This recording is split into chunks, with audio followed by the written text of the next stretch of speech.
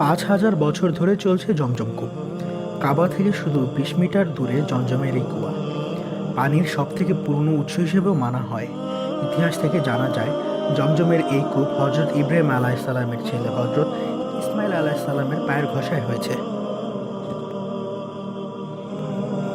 বিজ্ঞানীদের গবেষণায় জানা যায় যে কোনো কূপ 70 বছরের বেশি সময় থাকে না। কিন্তু হজরত ইসমাইল আলাইসাল্লামকে 5000 বছর আগে আল্লাহর কাছ থেকে হুকুম দেওয়া হয়েছিল যে সে তার স্ত্রী হাজরা এবং ছেলে ইসমাইল আলাইসাল্লামকে মক্কার মরুভূমিতে রেখে আসে।